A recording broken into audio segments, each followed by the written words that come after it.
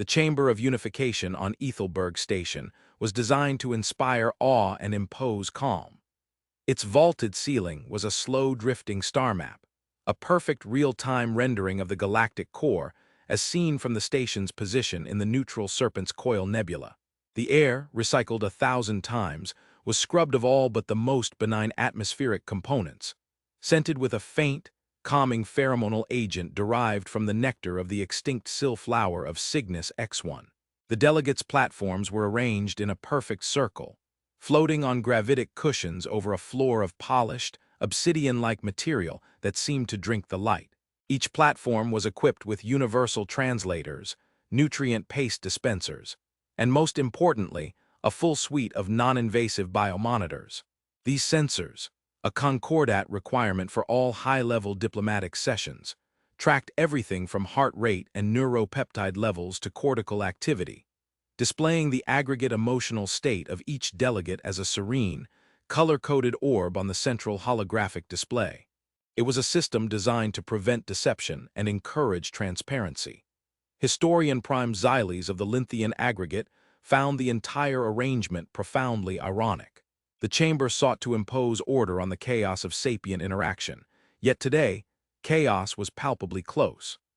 Xiles adjusted the fine-spun robes that covered their slender, six-limbed frame, their large, multifaceted eyes taking in the scene. The Linthians were a species of scholars and archivists. Their role in the Concordat was one of memory and mediation. They did not possess armies or vast resource empires, only the accumulated knowledge of 100 millennia. It was a currency that had, until now, proven surprisingly valuable.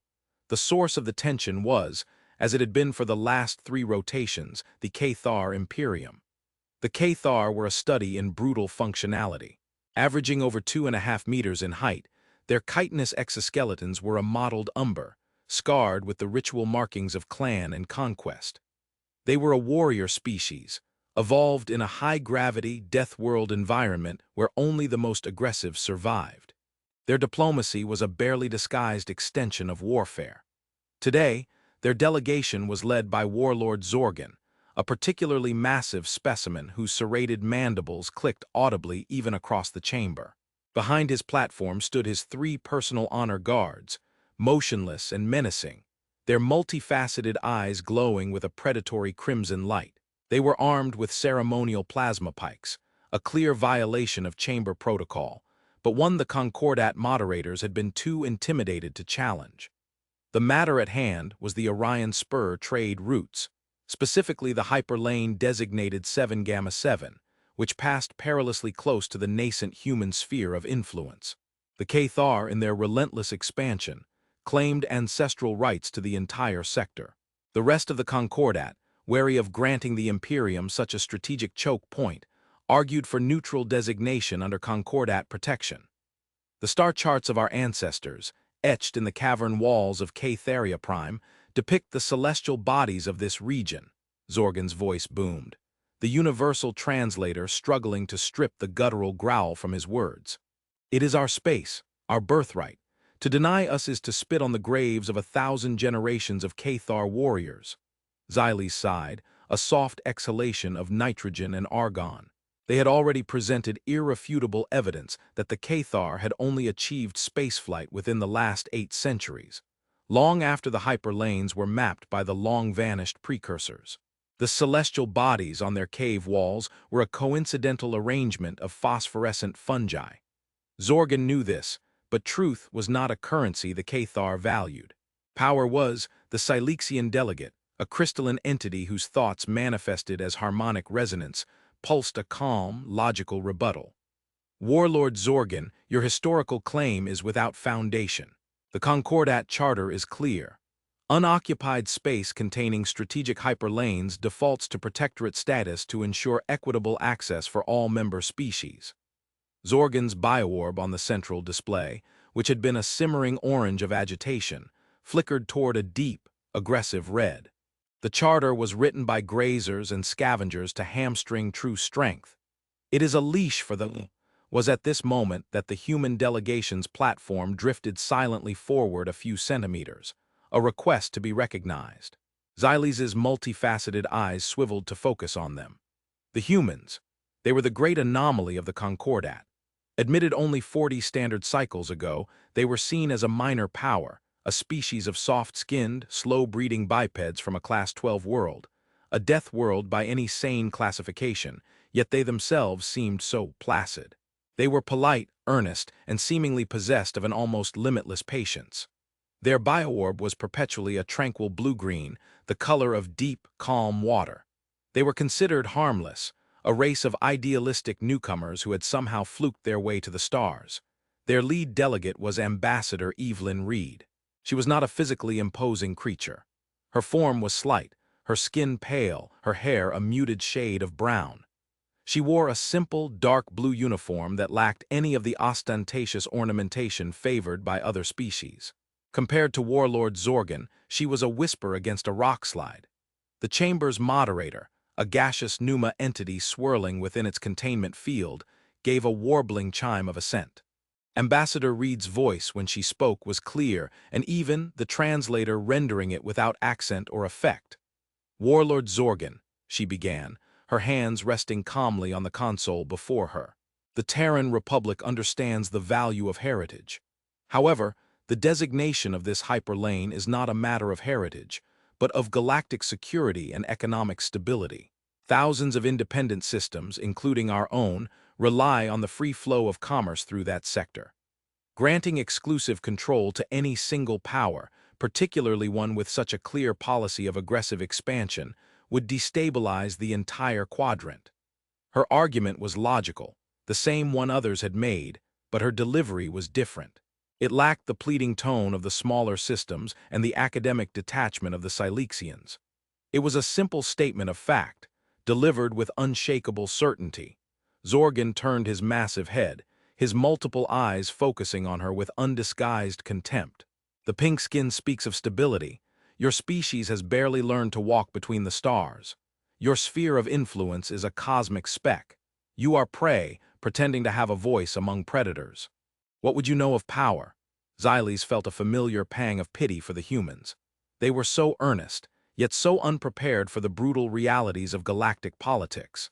They approached every negotiation as if it were a puzzle to be solved through logic and mutual benefit, failing to grasp that for species like the Cathar, negotiation was merely a prelude to conquest. Reed's expression did not change. Her bioorb remained a steady, placid blue-green.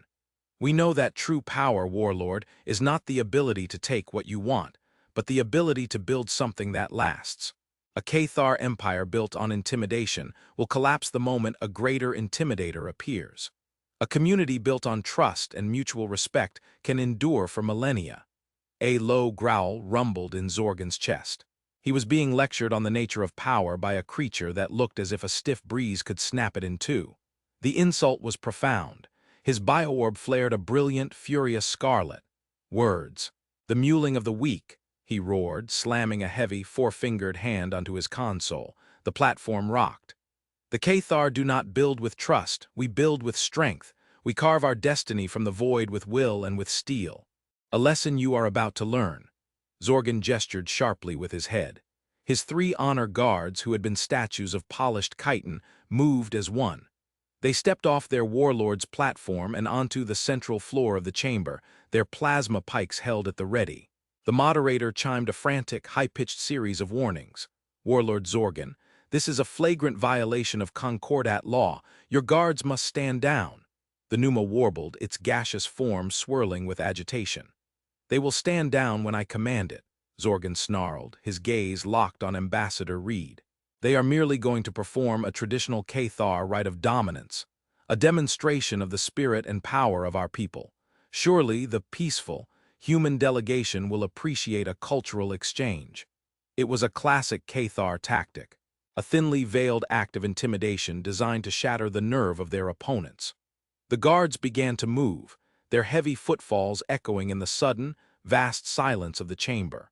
They didn't advance on the human platform directly, but began a synchronized martial pattern in the open space before it. The plasma tips of their pikes hissed, carving incandescent trails in the air. They stomped, they roared, they slammed the butts of their pikes on the obsidian floor. each impact sending a jarring thud through the station's decking. Xyles watched the bioorbs on the central display. Most of the smaller species' delegates had flickered into shades of violet and gray, fear and anxiety. The Silexian orb remained a cool, analytical white. Zorgan's was a triumphant, pulsing crimson, and the human orb it did not change. It remained a steady, placid blue-green, utterly calm. Xyles focused their multifaceted eyes on Ambassador Reed herself. Her expression was unreadable. She was not watching the Cathar warriors. She was watching Warlord Zorgan, her gaze level and direct. The display grew more aggressive. One of the guards, a hulking brute even by Cathar standards, broke from the pattern and charged toward the center of the room, directly in front of the human platform. He drove his pike tip first into the floor. A shower of sparks erupted, and the plasma blade discharged with a deafening crack, leaving a smoldering crater in the pristine obsidian. He then let out a full-throated war cry, a sound of pure, concentrated violence that had broken the morale of entire armies. The chamber was frozen. This was no longer posturing. This was a direct, targeted threat. Zorgan's mandibles parted in what passed for a Cathar smile. He had won. He had exposed the humans as cowards, and the rest of the Concordat would fold. Ambassador Reed blinked once, slowly. She then turned her head slightly, her gaze finally falling upon the bellowing Cathar warrior. Her focus remained on him for a full 3 seconds. To Xyles, it felt like an eternity. The historian watched her biomonitors, expecting finally to see a flicker of violet. Fear, anxiety, something, there was nothing. The orb remained blue-green. No, that wasn't quite right. Xyles, whose species could perceive 1,000 more shades of color than most, noticed a subtle shift. The green faded, leaving a blue so deep and pure it was almost black. It was the color of the abyss between galaxies. The color of absolute zero. Then Ambassador Evelyn Reed did something no one in the history of the Concordat had ever done. She stood up. Her movement was not hurried. It was fluid, economical, and silent. She took one step off her grav platform and onto the obsidian floor. She was wearing simple, soft-soled boots that made no sound. The contrast with the heavily armored, stomping Cathar was staggering. She then did the second unexpected thing. She reached back to her delegate's station and picked up her chair. It was a simple, functional piece of furniture, made of a lightweight composite material, designed more for comfort than anything else. She held it in one hand by the backrest, letting it hang at her side. Warlord Zorgan actually laughed, a grating, ugly sound. "Has the little prey decided to build a nest? Or will you try to swat us with your twig?" Reed did not reply. She did not look at Zorgan. Her attention was now fixed on the 3 warriors. Her posture changed. Her shoulders, which had been relaxed, squared slightly. Her spine straightened. It was not a gesture of aggression, but of alignment. Her whole body seemed to coalesce into a single, focused point. Xyles had seen that posture before, in ancient documentary footage from Earth's own violent history. It was the posture of a predator sighting its quarry. But that was impossible. Humans were not predators, they were soft, cooperative, harmless. The lead warrior, the one who had stabbed the floor, took her strange calm as an insult.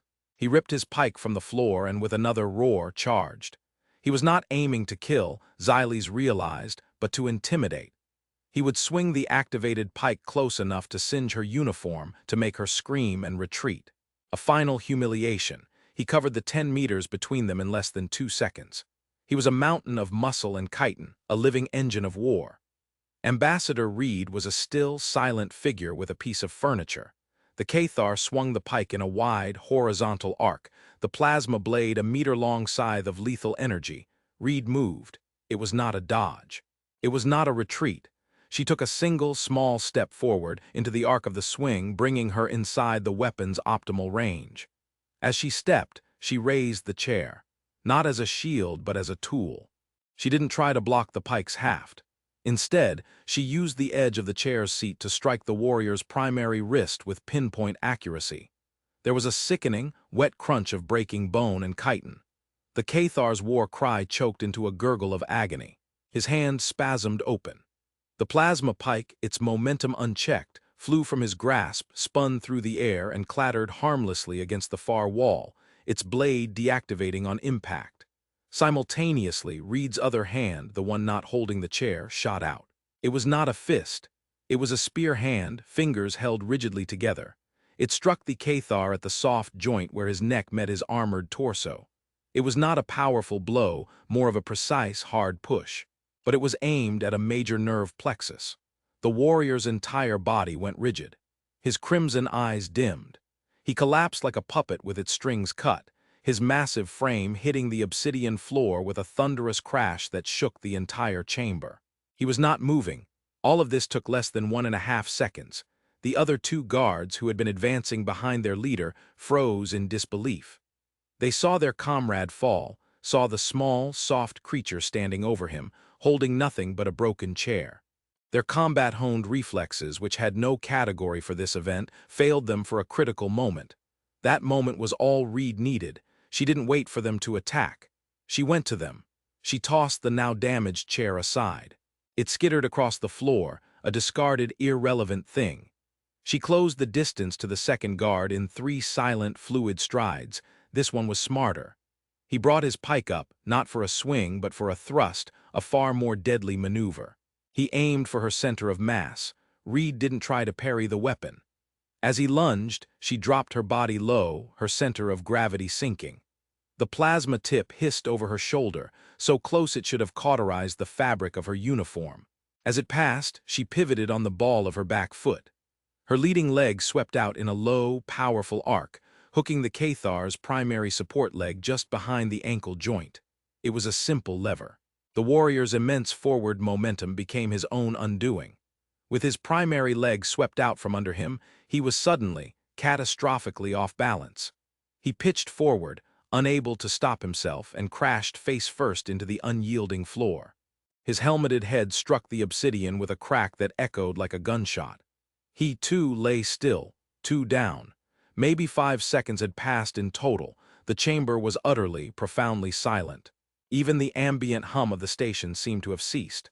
Every delegate, from the mighty Zorgan to the most timid observer, was frozen in a state of collective shock. Only 1 guard remained. He stood 10 meters away, his plasma pike held in a defensive stance.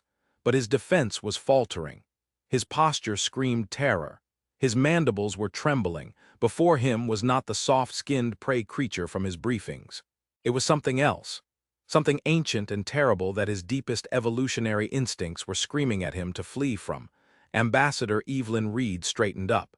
She smoothed the front of her uniform, a small, almost absent-minded gesture. She did not advance on the 3rd guard. She did not need to, she simply looked at him. And she spoke. Her voice was not loud. It was quiet, calm, and carried across the silent chamber with perfect clarity.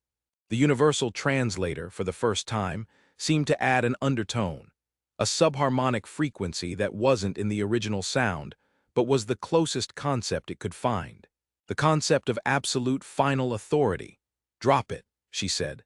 The 3rd Cathar warrior, a veteran of a dozen campaigns who had faced down artillery barrages and blade masters without flinching, trembled violently. His biorb on the central display, which had been aggressive red, was now a frantic, terrified violet. He looked at the small, unarmed female human. He looked at his 2 fallen comrades, both champions of their clan, now inert heaps of chitin on the floor. He dropped the pike. It clattered onto the obsidian, the sound unnaturally loud in the tomb-like silence. Reed gave a single, almost imperceptible nod. She then turned her back on the defeated warrior. An act of such supreme, dismissive confidence it was more insulting than any blow, and walked back to her platform. She retrieved the discarded, broken chair, placed it back in its approximate position, and sat down. She folded her hands on the console before her, her posture once again relaxed and poised. She looked directly at the stunned, ashen-faced warlord Zorgan. The Silexian delegate, its crystalline form shimmering, was the first to break the silence.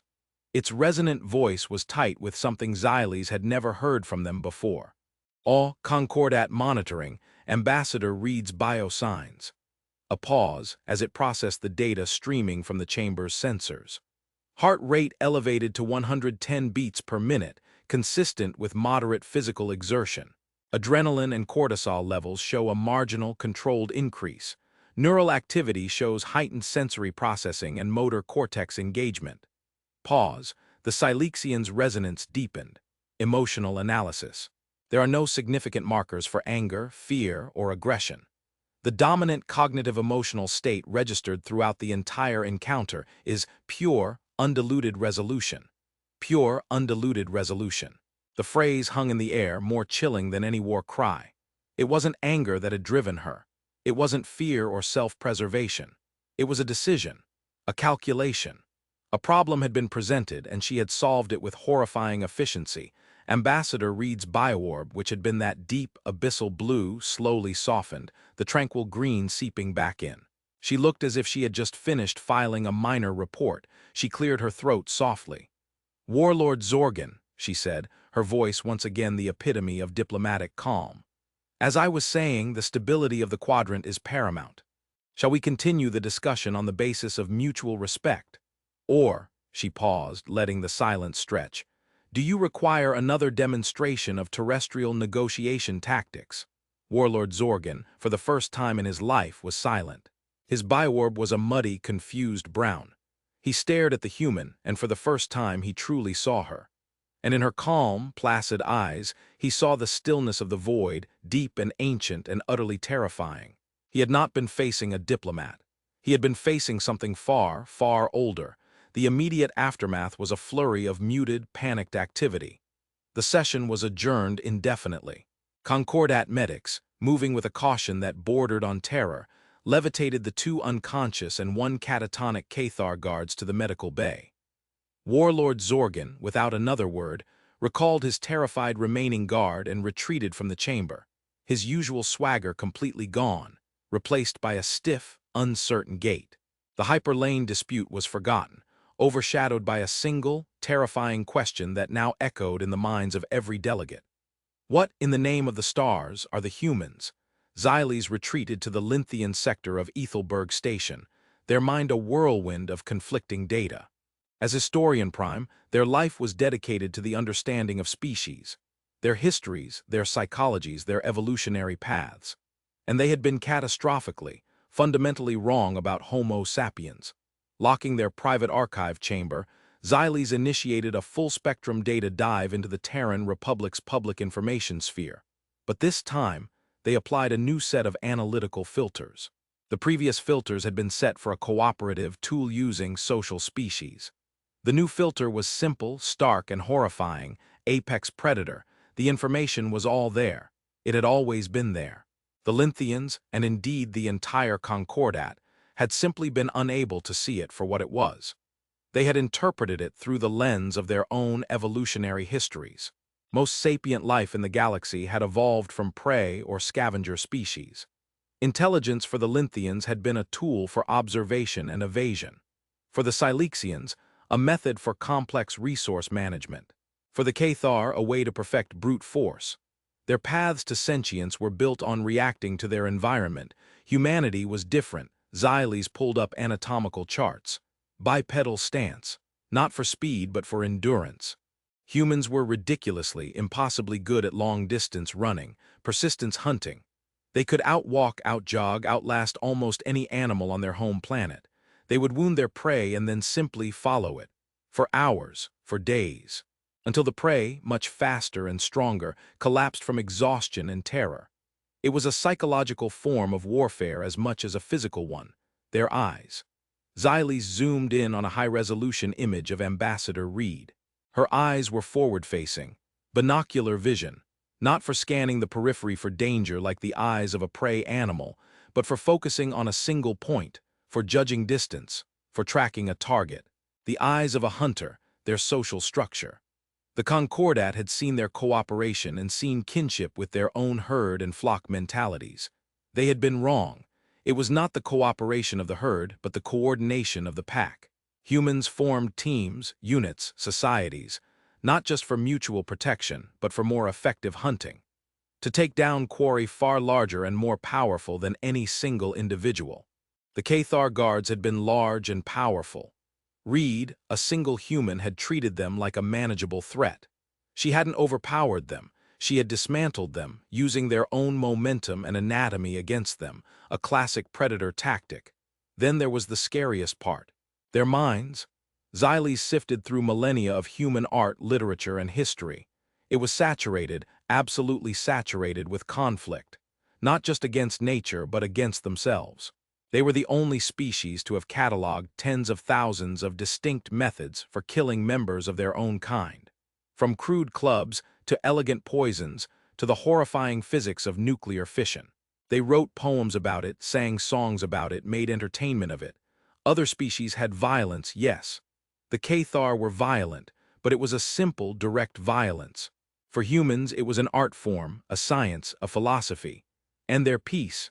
Their peace was the most terrifying thing of all. Xyles cross-referenced this with their psychological profiles. Humans possessed a staggering capacity for empathy, for altruism, for self-sacrifice. They built vast, complex societies dedicated to healing the sick and protecting the weak. They created art of breathtaking beauty and music that could convey the most subtle of emotions. The two facets seemed irreconcilable, a paradox that had baffled Linthean analysts for decades. But with the new filter, Xyles finally understood. It wasn't a paradox. It was a system of control. Humanity was a predator that had, through sheer force of will and intellect, domesticated itself. Their laws, their morals, their ethics, their civilizations, these were not natural outgrowths of a gentle spirit. They were cages. Intricate, self-imposed cages built over millennia to contain the monster within. They were a species so intelligent they had identified their own primal nature as a threat to their long-term survival and had systematically, painstakingly, waged a war against it. Sometimes they won. Sometimes, as their bloody history showed, they lost, but the predator was always there, sleeping, waiting, and the pure, undiluted resolution the Scilexian had detected in Ambassador Reed. Xyles understood it now. It wasn't an absence of emotion. It was the absolute suppression of it. It was the cognitive cage being deliberately unlocked for a specific purpose, allowing the primal hunter to emerge for a few, controlled seconds to eliminate a threat, before being calmly and efficiently locked away again. Reed hadn't been angry. The predator doesn't feel anger toward its prey. It feels focus. She hadn't been afraid. The predator doesn't fear the kill. The act had been no more emotional for her than a Linthean librarian reshelving a book. It was simply a task that needed doing. The implications were staggering. Humanity wasn't a race of naive idealists. They were a race of tamed gods of war who were choosing to be peaceful. Their placid blue-green bioorb wasn't a sign of weakness, but a sign of unimaginable self-control. They were walking the galactic stage with a caged tiger in their hearts, and they were so good at hiding the cage that no one had even suspected the tiger was there. Xyles leaned back, their 6 limbs trembling slightly. They had to present their findings to the Concordat Emergency Council. But how? How to explain that the gentle, unassuming newcomers they had been patronizing for 40 years were, by a significant margin, the most dangerous known species in the galaxy? How to explain that their peace was a choice, and therefore could be unchosen at any time? The emergency session of the Concordat Council convened 2 rotations later. The human delegation was not invited. The Chamber of Unification felt different. The air of calm it was designed to project had been replaced by a thick pall of fear. The obsidian floor still bore the faint, scorched mark of the Cathar pike, a stark reminder of the incident. Zorgan's platform was empty. The Cathar Imperium had withdrawn from the talks entirely, citing a need to reevaluate diplomatic protocols. It was a massive loss of face, but preferable to facing Ambassador Reed again. Xyles stood before the assembled delegates, their own bioorb a troubled gray. They presented their findings calmly and methodically, laying out the evidence piece by piece. The analysis of human biology, the reinterpretation of their history, the new understanding of their psychology. And so you see, Xyles concluded, their voice soft but resonant in the hushed chamber, we have not been dealing with a prey species that has achieved intelligence.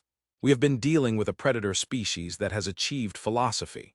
Their capacity for violence is not a flaw in their design, it is the foundation of it. Their capacity for peace is not an inherent trait, but a monumental, ongoing act of collective will. A murmur of disbelief and horror rippled through the delegates. The Scilexian delegate was the first to respond, its harmonic tones sharp with inquiry. Historian, Prime, your conclusions are extreme. Are you suggesting the Terran Republic is a threat on the level of the Cathar Imperium? No, Xyles said, and the single word silenced the chamber again. I am not. The Cathar are a wildfire, destructive, chaotic, and ultimately predictable. They can be fought, contained, and understood on their own terms. The humans are something else entirely. Xyles gestured to the central display, bringing up the footage of the incident.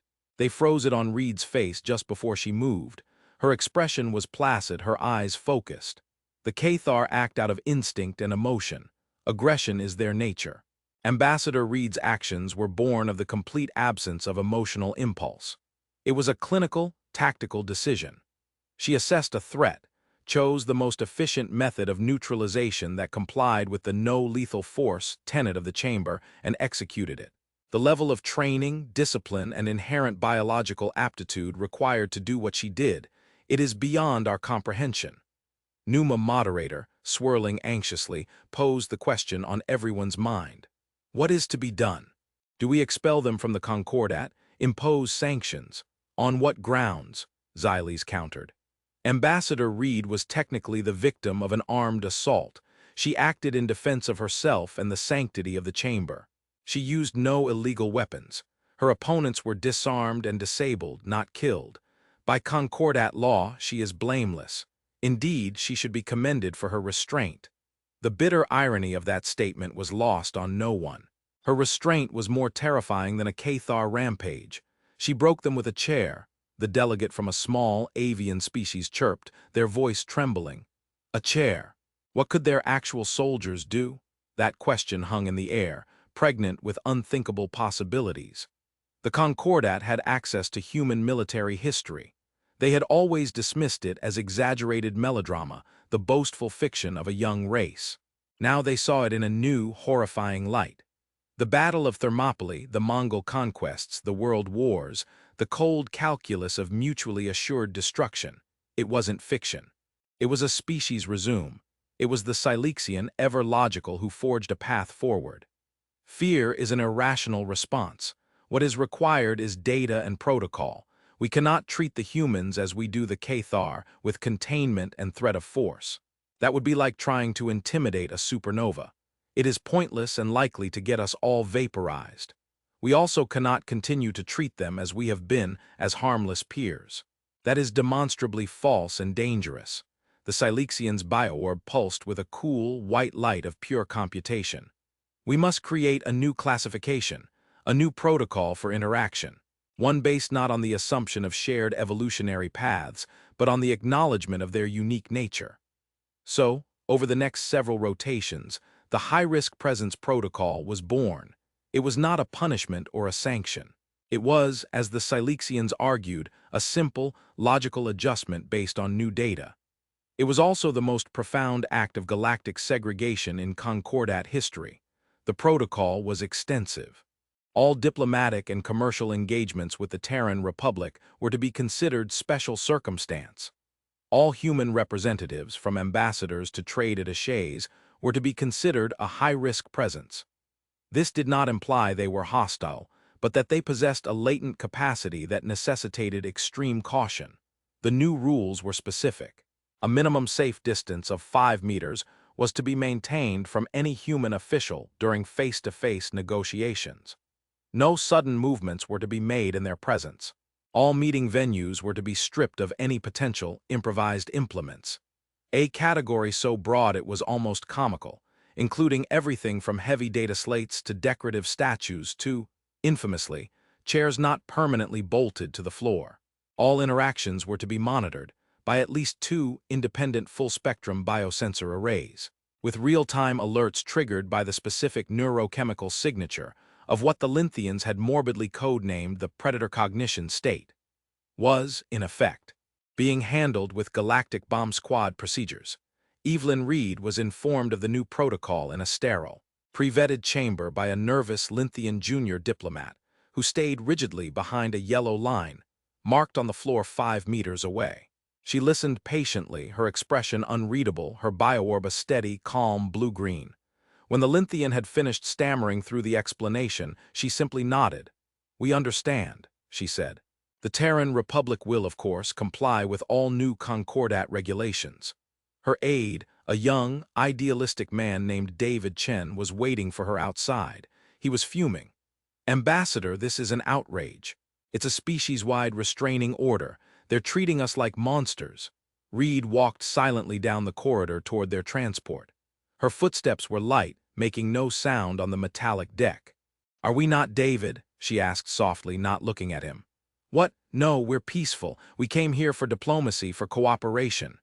"We are peaceful," Reed agreed, stopping to look out a viewport at the swirling colors of the Serpent's Coil Nebula. "But it is a chosen peace. That is what they finally understand. Peace is not our nature, it is our ambition." She turned to face him, and for a fleeting moment he saw in her eyes that same deep, abyssal stillness from the chamber. "For 40 years, they have treated us like children to be protected. They patted us on the head for our quaint ideals while the Cathar carved up the galaxy. They never took us seriously. They never saw us as equals. Now?" David asked, his anger deflating into confusion. "Now they do," Reed said. A faint, sad smile touched her lips. "They are terrified of us, yes, but they will never, ever underestimate us again." The Cathar claim on Hyperlane 7-Gamma-7 was quietly and permanently withdrawn this morning. The motion to designate it a neutral protectorate, co-administered by the Concordat and the Terran Republic as a gesture of mutual security, will pass unanimously tomorrow. She had won. She had secured her people's interests, ensured their security, and elevated their status from novelty to superpower in the space of 10 seconds. But the cost was a new, invisible wall between humanity and the rest of the galaxy. They were no longer the friendly newcomers. They were the thing in the dark that you didn't provoke. The quiet neighbor with the chillingly polite smile who you just knew you should never, ever cross. David looked at his ambassador, at this calm, slight woman who had single-handedly reshaped interstellar politics with nothing more than her body and a piece of furniture. He saw the weight of her actions in the subtle lines around her eyes. She had done what was necessary, unleashed a tiny sliver of humanity's primal truth to protect its civilized future. "Was it worth it, Evelyn?" he asked, the question barely a whisper. Evelyn Reed turned back to the viewport, her gaze lost in the endless, swirling starlight. For a long time, she did not answer. The galactic community now saw them clearly, perhaps for the first time. They saw the hunter that lurked behind the philosopher's eyes. Whether that clarity would lead to a future of respectful, cautious partnership, or one of fearful, permanent isolation was a question that would not be answered in a day, or a year, or even a lifetime. Humanity had taken its seat at the table of power, but it was a seat set apart from all the others, in a silence of its own making. "Ask me in 100 years," she finally said. And in the reflection on the viewport, her bioorb glowed a steady, placid, and utterly inscrutable blue-green.